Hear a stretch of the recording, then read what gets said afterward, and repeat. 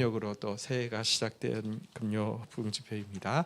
우리 서로 또 믿음으로 격려하겠습니다. 옆에 분들 믿음으로 격려하겠습니다. 내게로 돌아올 것입니다. 예, 말씀은 너무 크고 우리 현실은 아닌 것 같지만 그만큼 기도하라는 것이고 또 그만큼 우리 생각보다 크신 하나님을 바라라 하심입니다. 우리의 믿음은 워낙 작습니다. 그래서 기도하는 것입니다. 오늘도 함께 이 자리에서 또 우리 온라인으로 예배드리시는 여러분들 축복합니다. GT 말씀 사무엘상 12장 1절에서 12절 말씀입니다. 1절부터 우리 3절까지 교독하고 시작하도록 하겠습니다.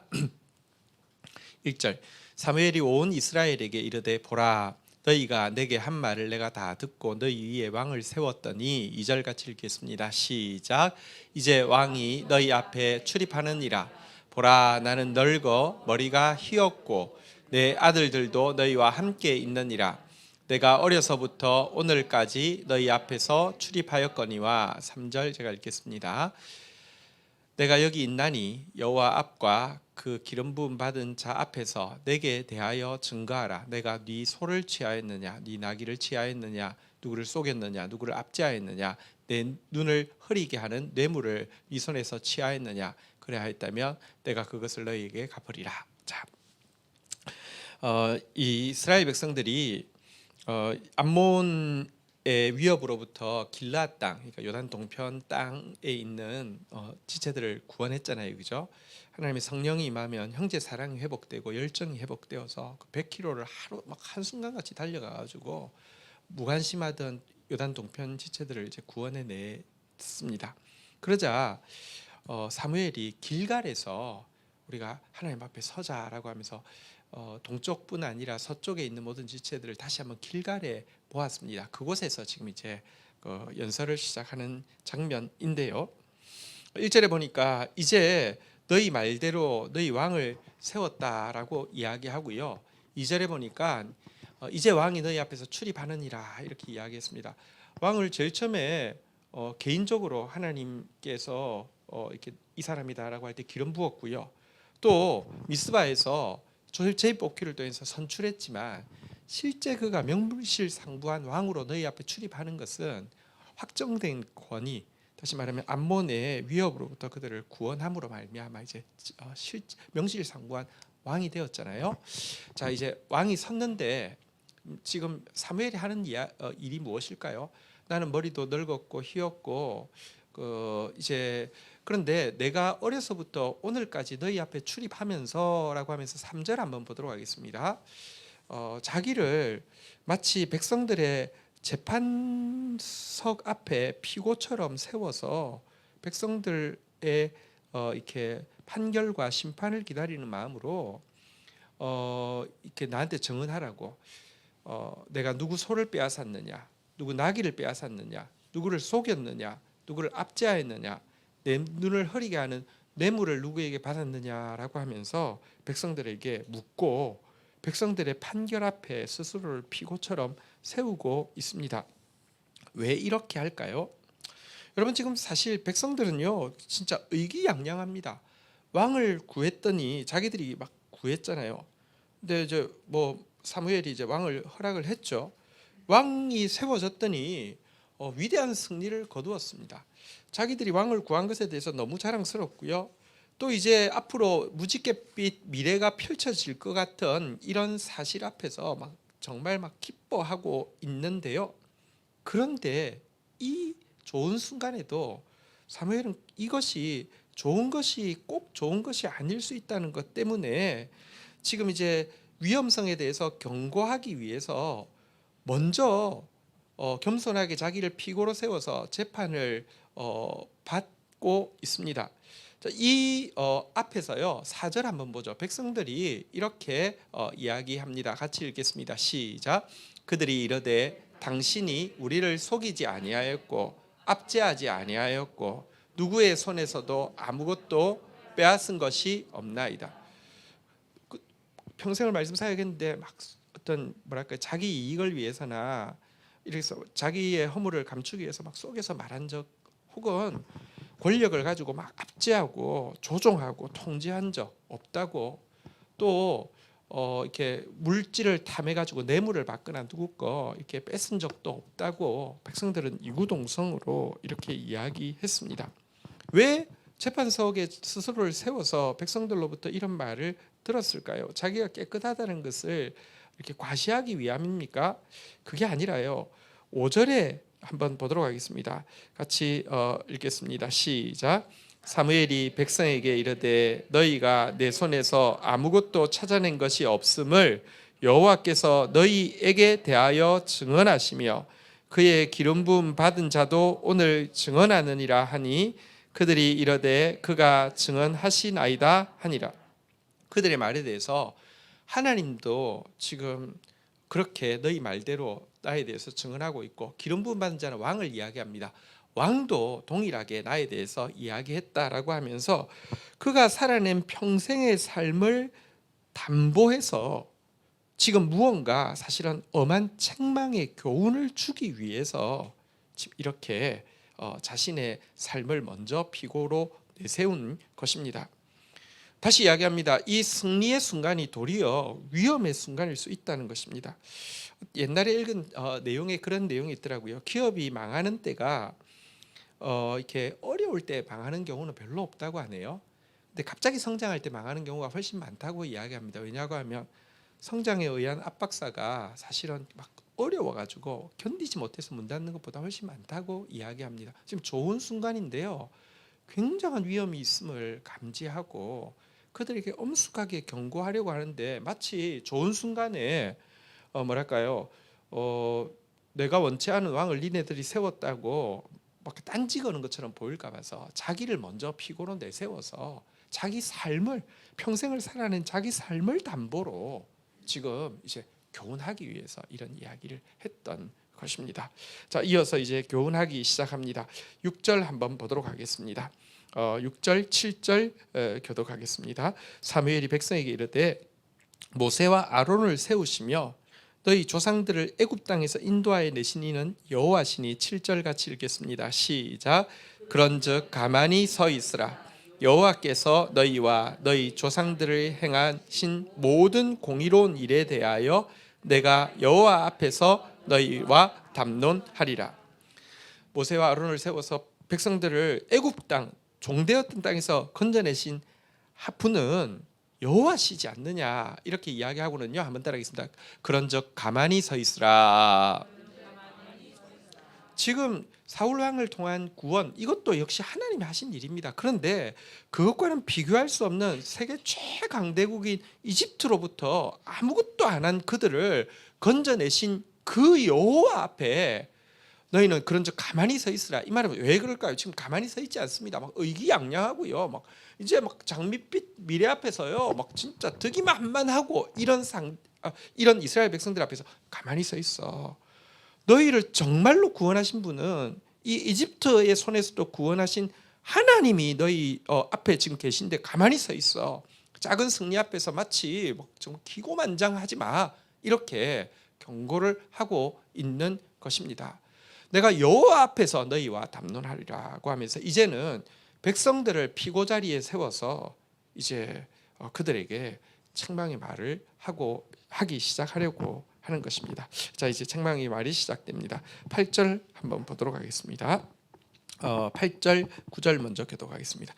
야곱이 애굽에 들어간 후 너희 조상들이 여호와께 부르짖음에 여호와께서 모세와 아론을 보내사 그 두 사람을 두 사람으로 너희 조상들을 애굽에서 인도하여 내어 이곳에 살게 하였으나 9절 읽겠습니다. 시작. 그들이 그들의 하나님 여호와를 잊은지라 여호와께서 그들을 하솔 군 사령관 시스라의 손과 블레셋 사람들의 손과 모압 왕의 손에서 넘겼더니 그들이 저들을 치매. 자, 애굽에서 그들이 하나님 앞에 부르짖을 때 모세와 아론을 보내서 구원하여 가나안 땅에 들어오게 하셔서 살게 하셨잖아요, 그죠? 자, 그런데 9절에 보니까요, 가나안 땅 들어오자마자 하나님 잊어버렸습니다. 자, 이때부터 하나님은 자기 백성들이 다시 말씀으로 돌아오게 하기 위해서 여러 대적들을 일으키셨죠. 하솔 군사령관 시스라, 그러니까 하솔 왕 야빈이 보낸 군사령관 시스라가 이제 이스라엘 백성들을 괴롭게 하는 것부터 시작해서 블레셋 사람들이 오기도 하고요, 또 모압 사람들이 오기도 하고요, 암몬 사람들이 오기도 하고요. 계속 그렇게 해서 말씀대로 하나님 말씀 떠난 이스라엘 백성들에게 계속 징계를 내리셨습니다. 근데 그 징계 앞에서 10절 한번 보도록 하겠습니다. 백성이 여호와께 부르짖어 이르되 우리가 여호와를 버리고 바알들과 아스타롯을 섬김으로 범죄하였나이다.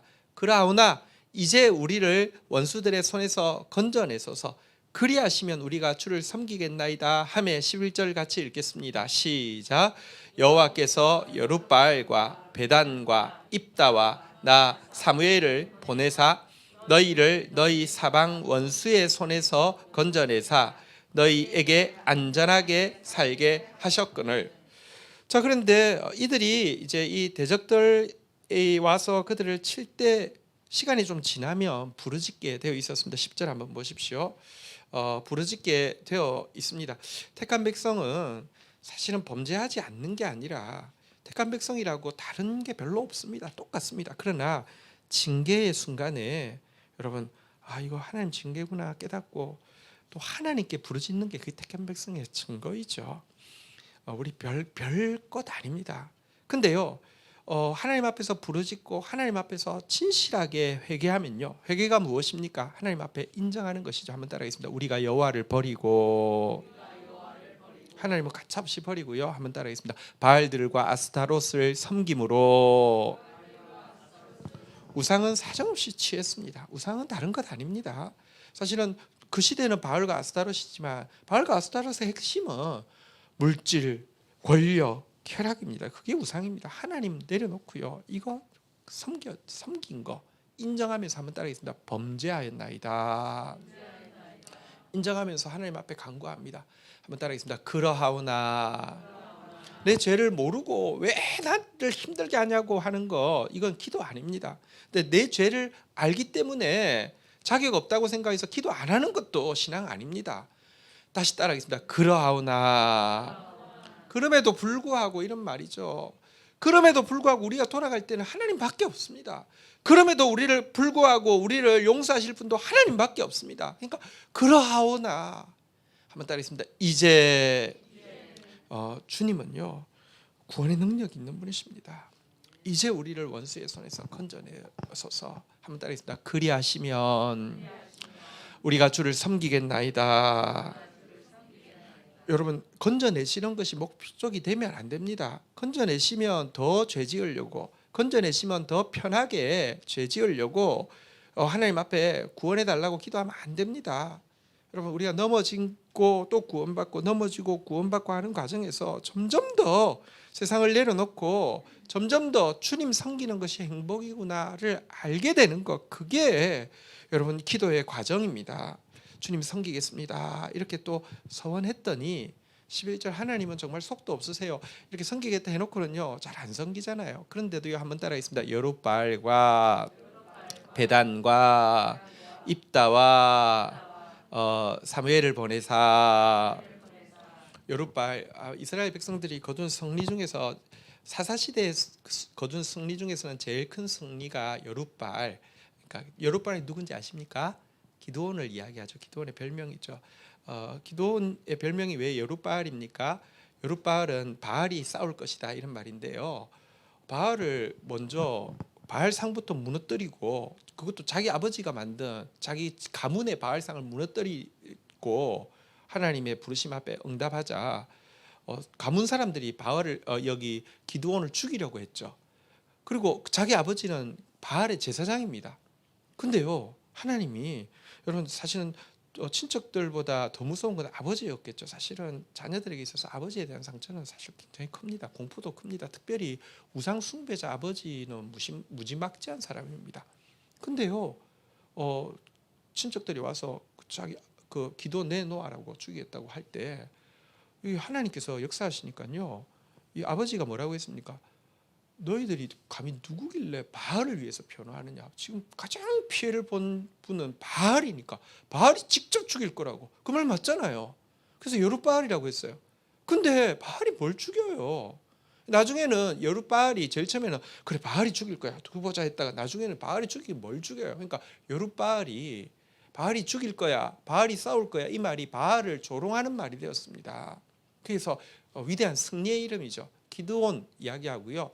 베다는 조금 이따 설명할게요. 입다는 이제 모압, 암몬으로부터 구원한 위대한 승리의 이야기죠. 사무엘은요 블레셋으로부터 그들을 구원했지 않습니까? 미스바에서 큰 구원을 이루었죠. 베다는 아마도 여기 우리가 앞에 보면 우리 8절 9절에 봤더니 제일 처음에 9절 한번 볼까요? 제일 처음에 인물로 그 하솔 군사령관 시스라를 이야기했는데요. 그러니까 하솔 왕 야빈이 시스라를 보내 가지고 이스라엘 백성들 공격했을 때 그때 승리를 이룬 사람이 드보라와 함께 승리를 이룬 사람이 바락인데요. 여러분 이 히브리어가 모양이 꼬불꼬불하게 생겨가지고 바락하고 이 베단, 우리 지금 11절 보고 있습니다. 베단하고가 스펠링이 히브리어로 보면 거의 비슷합니다. 그래서 아마도 지금 앞에 쭉 나온 게 블레셋, 모압, 그리고 저기 뭐죠? 여기 블레셋, 모압 이건 나왔으니까요.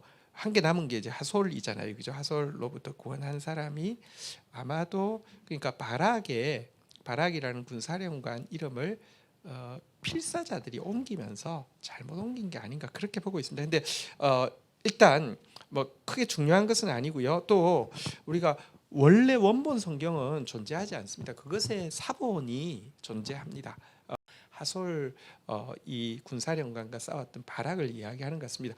중요한 것은 시간마다 하나님은 그들이 회개할 때마다, 그들이 그럼에도 불구하고 또 구원을 간구할 때마다, 그들이 여호와를 섬기겠다고 결단할 때마다 신실하게 하나님의 사사들을 보내서 그들을 건져 주셨다는 것입니다. 이 말은 무슨 말이냐고 하면, 여러분 하나님께서 애굽에서 건져내시고 가나안 땅 주시고는 방치하신 것이 아니라 친히 그들의 목자가 되시고 왕이 되시고 구원자가 되셔서 역사의 여기까지 오늘 사무엘의 순간까지 계속 그가 그의 왕권을 행사하시고 백성들을 구원하고 보호하는 역할을 신실하게 해주셨다는 사실을 환기시키고 있는 것입니다.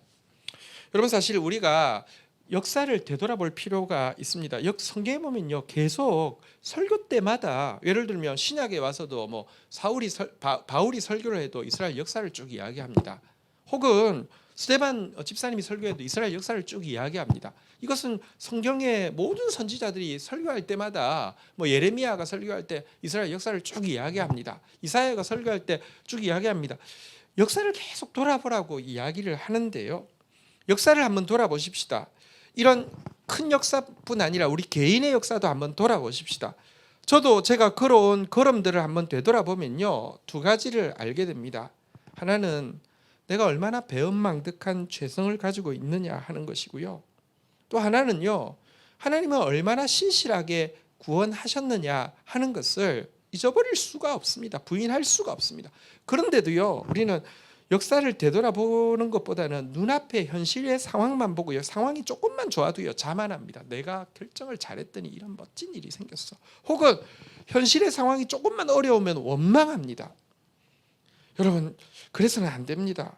수시로 지나온 길을 되돌아보면서 내 배은망덕한 죄성과 금방 잊기 잘하는 이 망각과 자신의 잘못에 대해서도 잘 잊고요. 하나님의 신실한 구원에 대해서도 잘 잊어버리는 우리의 이 망각에 대해서 회개하고요. 신실하신 하나님을 향한 믿음을 회복해야 합니다.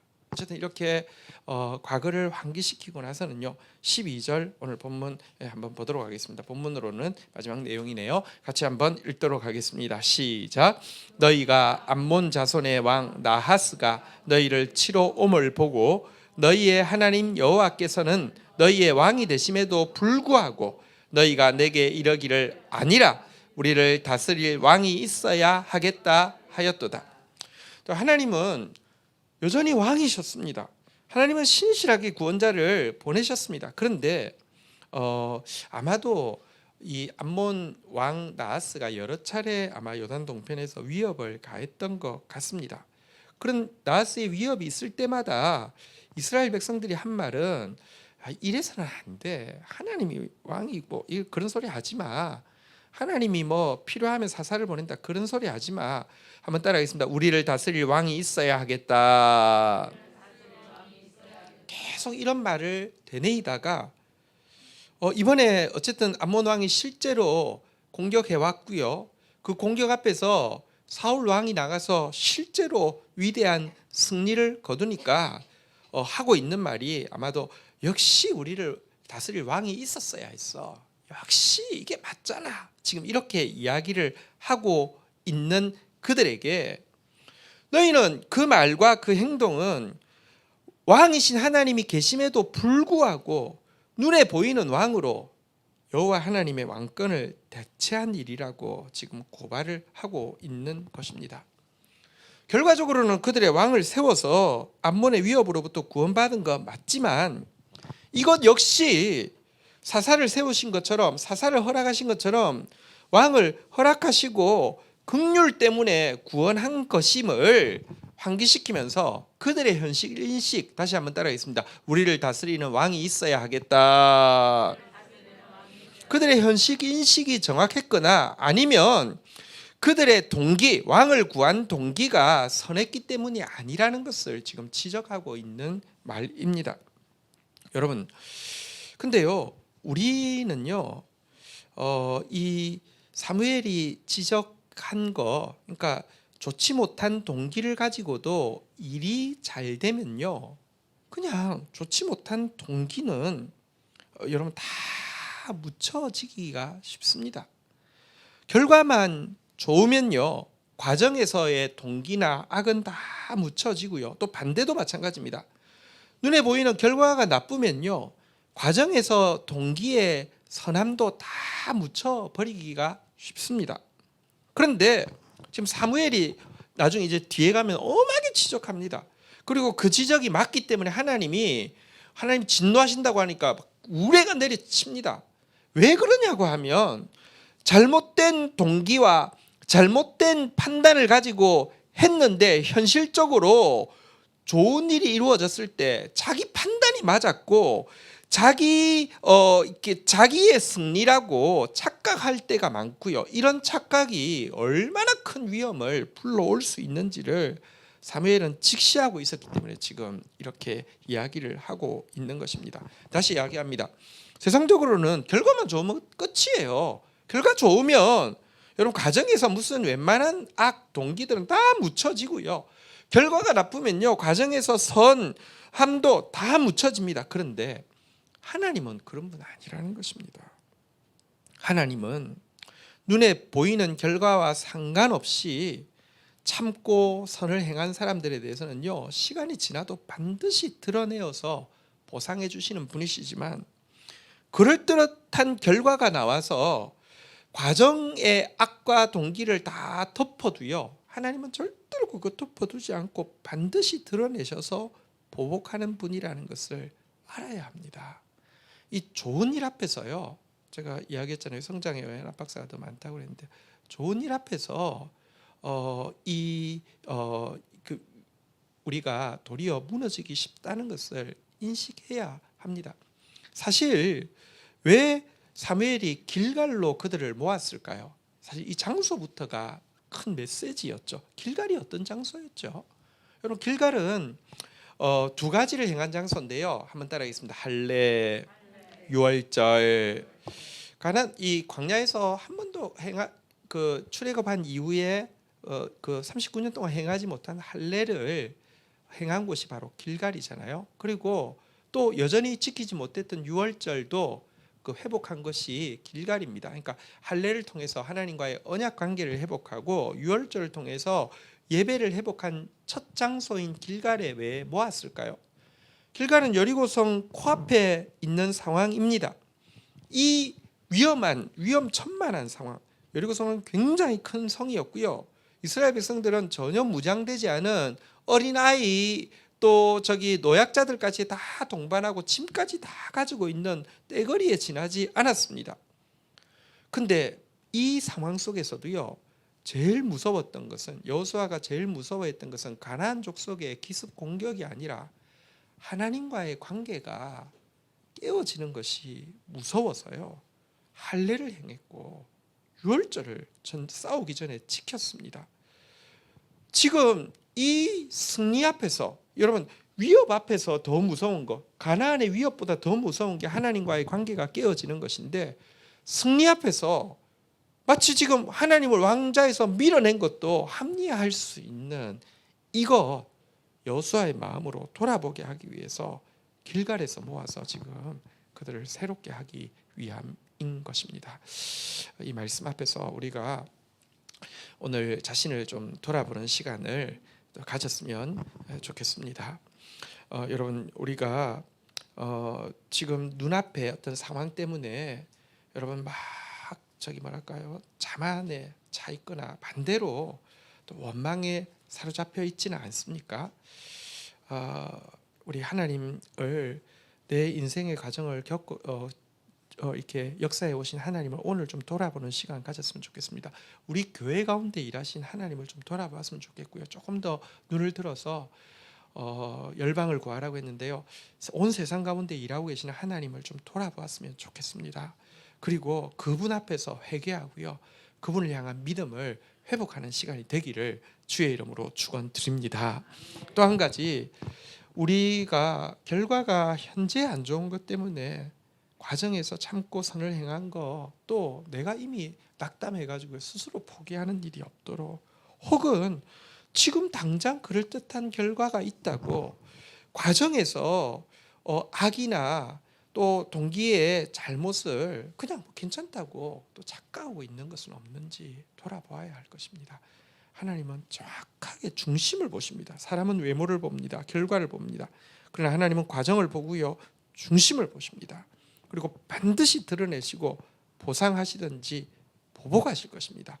그 하나님 앞에 우리가 수시로 설 수 있는 게 은혜이고요, 우리가 죄를 안 묻힐 수가 없어요. 근데 묻히고 죄의 분량이 차서 맞아야지만 깨닫는 사람이 있는가 하며, 죄가 묻는데 자꾸 털어낼 수 있도록 수시로 하나님 앞에 서는 게 얼마나 은혜인지 모릅니다. 어차피 우리는 넘어질 수밖에 없습니다. 그런데도요, 주님 앞에 부르짖을 수 있는 게 은혜이고요, 주님 앞에 회개할 수 있는 게 은혜이고요, 주님 앞에, 하나님 앞에 서면 또 배짱이 생긴다니까요. 다시 한번 따라하겠습니다. 그리하오나 하면서, 그럼에도 불구하고 주의 구원을 구하고요, 그리하시면 하면서 솔직히 해놓고는 또 그러지 않을 수 있다 할지라도 주님 섬기겠노라고, 주님만 섬기겠노라고, 주님 섬기겠노라고, 여러분 끄덕끄덕 고백하다가 내 고백 되어지도록, 이게 은혜입니다. 오늘 그렇게 주님 앞에 다시 한번 마음을 올려드리는 시간 가지기를 원합니다. 우리 함께 찬양하고 기도하는 시간 가지도록 하겠습니다.